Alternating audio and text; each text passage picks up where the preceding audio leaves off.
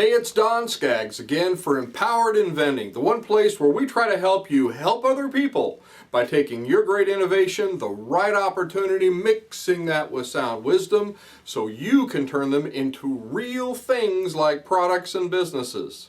Now today I want to talk to you about 5 time wasters that will really derail your product, the progress of your product or your business.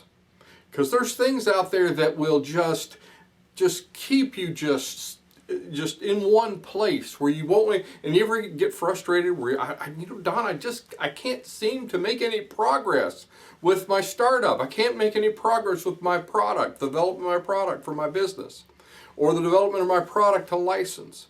I just can't seem to get to that point I need to get to.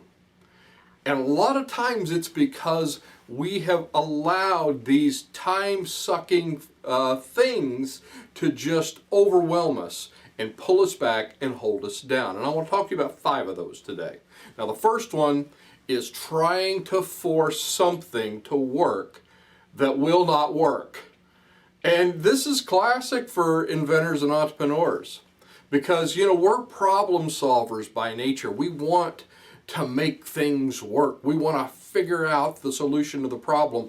I'm guilty of this just as much as anybody else. I don't want to let it go. I want to figure it out, resolve it, get to the top of that mountain and say, yes, I won.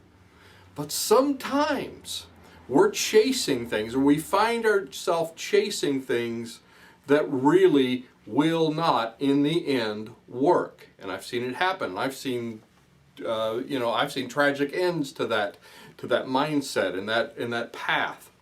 A good example of this is your prototype.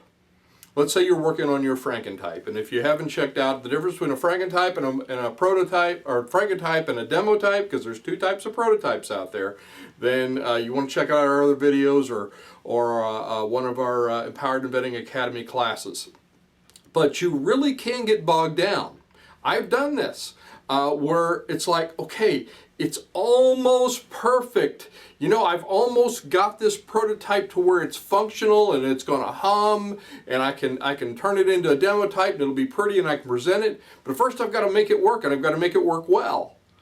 And I've got this one piece that just will not work. It keeps breaking. It keeps not doing what I need it to do. And what I find out in the end, after probably spending way too much time and way too much energy, is that it won't work. It just won't do what I want it to do. Sometimes you just can't bend the universe. Sometimes God will let you bend the universe a little bit, I think.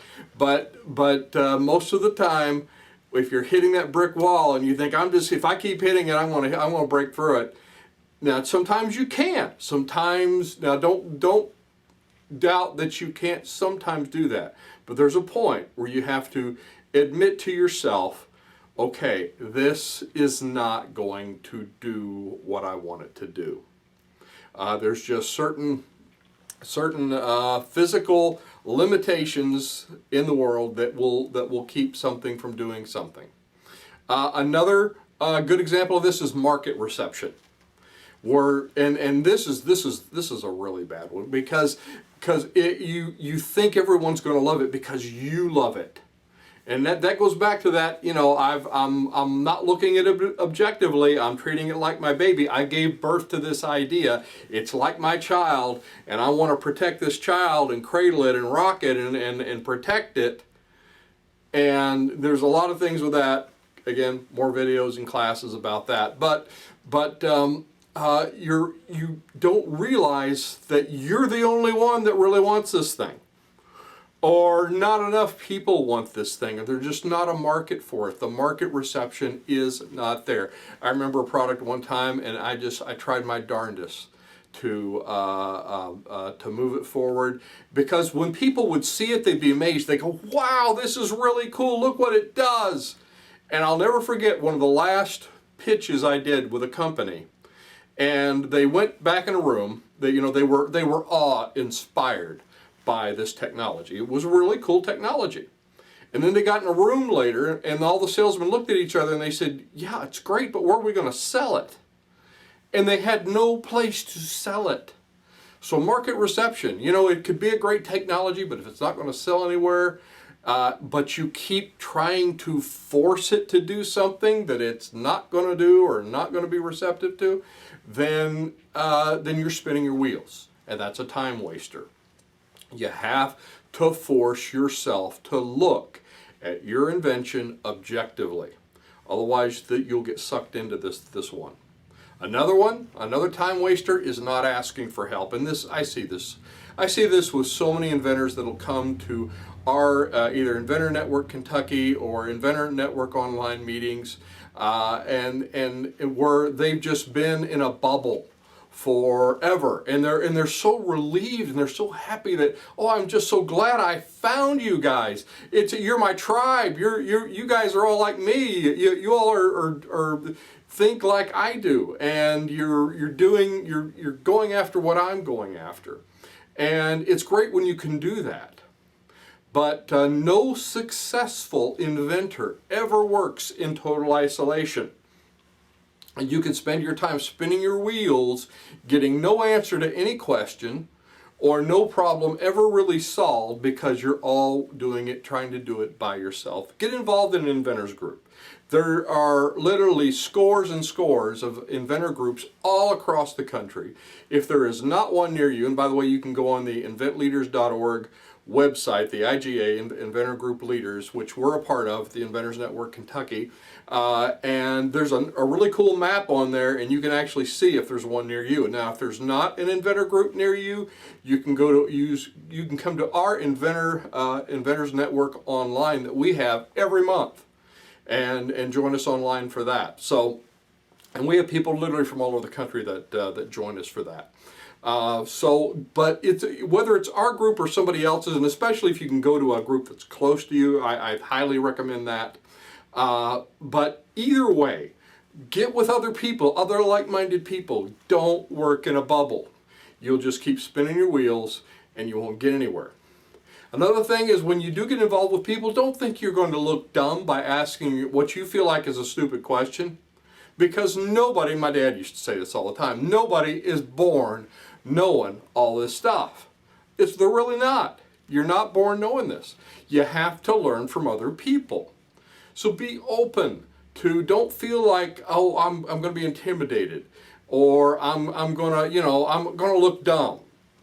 Everyone knows something that I do not. And this is always, I heard this told one time, and I just think it is such a great strategy. Every person knows at least one thing that I do not. Therefore, it's my job to seek out and find out what that one thing, at least one thing, is that everybody knows, that other people know, that I do not know. Hence, every person is my teacher. And you have to go in with that attitude. And I think it's very important to do that, and it's very good to do that, and it helps build you from the inside out. And it helps you to keep you from, again, this big time sink of not asking for help. Another one, dwelling on your mistakes. Now, I've seen this, especially from inventors that's got out there. Maybe they made some mistakes, maybe they made some dumb mistakes. I remember one inventor, and I mean, the guy was almost in tears, and he said, I can't even tell you how much I spent on these inventor scam companies, and there's a lot of them out there. Again, we've got other videos about that, and we try to teach you what to look for and what not to look for when dealing with other people. But I remember he said, I can't tell you how much I spent, but I could have bought a really nice car on what I did. And you know, that's sad. It's awful. But it's what happens sometimes when you're not asking for that good help, or you're not dwelling on your mistakes. I'm sorry, I jumped back to the old one. We're talking about not dwelling on your mistakes.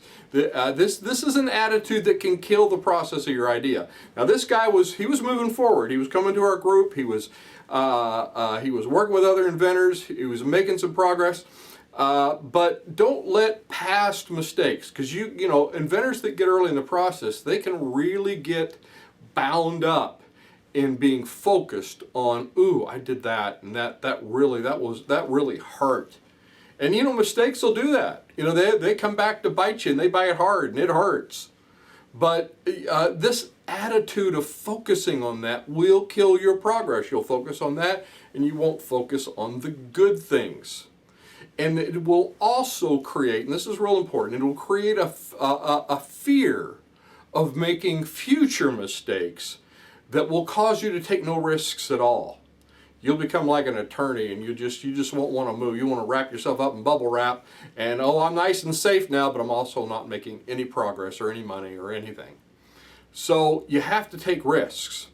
And my philosophy is always, when you're evaluating whether something is too risky or not, ask yourself one question: is this a survivable risk?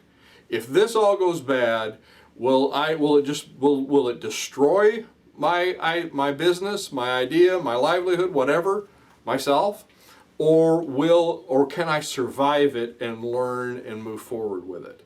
That's how you have to evaluate risk, in my book anyway. Another one, worrying too much about other people. I see this a lot of times too. Especially when it comes to, oh, Don, I'm afraid somebody's going to steal my idea. They're cradling their idea again.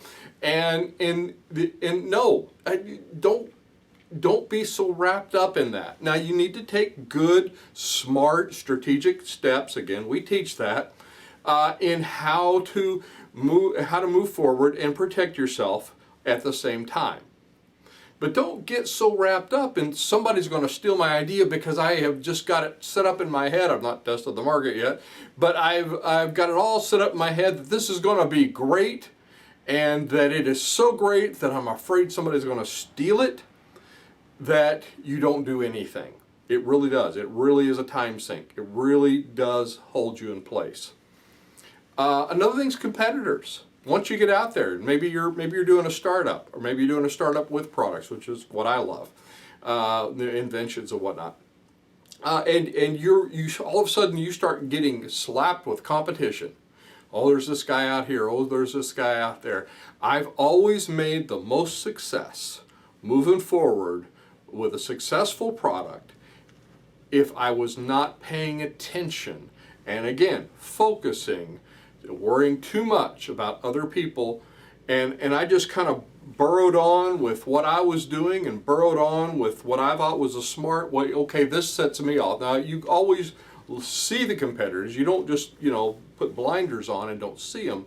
But at the same time, you're aware they're there, but you don't dwell on them. Oh, well, look, they're going to take up all the market. Oh, look, they've got they got a bit bigger sales team than me. Oh, look, they've got all this going for them, and here I am just two guys, a dog in a garage, as they say. And you're focused on that, and that actually is worse on you than actually having competition, is being focused on the competition. Move on. I remember doing a sales presentation one time, and it was me and all these competitors, and we all got up. And you know what? I just went for broke. I went up and I was me, and I was I was who I was, and they were going to have to love me for who I was. And guess what? I did really well. I had the best reception of my product as everybody else. Why? Because I stood out with a product, and I stood out with how I presented it, and I did not let these, and they were big customers. They were big competitors. They were like, could crush me like a bug competitors. But I went out there and I did my thing, and it showed. Why? Because I wasn't focused on them, and I did not let them pull me down. Another thing is people that get further along than you. You always hear these success stories, and we love to honor our success stories, even if it's a big success story or if it's a little success story. If it's a little victory that an inventor's made, we have our Intrepid Inventor of the Month. Again, if you're not following us, you might not have seen these, but they're great stories. But sometimes you can watch these other people who are real successful, and you think, well, shoot, I'm not there. I haven't done that. And you get what you don't see though, when you see these people who do have a measure of success, is you don't see the hard work it took to get there. And it does take hard work, and it's the same hard work that you'll need to do, but it's the most rewarding hard work I think that you'll ever do. So Don't be focused on people who are more successful than you or competitors or that somebody's going to steal your idea. I've never had an idea stolen that wasn't already successful in the marketplace first. So again, don't let that hold you back. Lastly, dreaming and planning, which are great things, but dreaming and planning, but not doing. And I see this again with so many inventors, is they love to dream about stuff. They love to make a plan about stuff. And again, I can be guilty of this sometimes. I'm a big planner. I like to plan stuff out. I put stuff in a calendar and I say, okay, we're going to do this, and then we're going to do this. But you have to follow through with the hard stuff, and that's getting up and doing it. Diligence is the key here. You have to have diligence with it. We teach our inventors, we tell them, we say, you make an appointment with your invention. You treat it like it's an appointment with a doctor or an attorney. You say, all right, on Wednesdays at 6 p.m., I am setting down the remote, I am getting up off the couch, and I am working on my startup. I am working on my invention. I am working on the development of my product. But you see, it's hard. You say that and it sounds great. You can get all motivated about it, but it's hard when it's time to do it. And it's really hard when it's time to do it the third, fourth, fifth, sixth, and seventh time, especially after you've had a rough day that day. But you have to do that. You have to do it on purpose. Say and promise yourself, and then follow through on those promises. But the more progress you can do, and the more steps you can do, throughout, like we talk about with our idea steps, and we work through these steps, the closer you'll be to really being successful, and you won't let these time wasters hold you down. Again, I'm Don Skaggs. I hope this was helpful for you. This is Empowered Inventing TV. Like and subscribe. Share this with somebody you think it might help. And I will look to see you at the next meeting, workshop, maybe one of our online classes at Empowered Inventing Academy, or on the next video.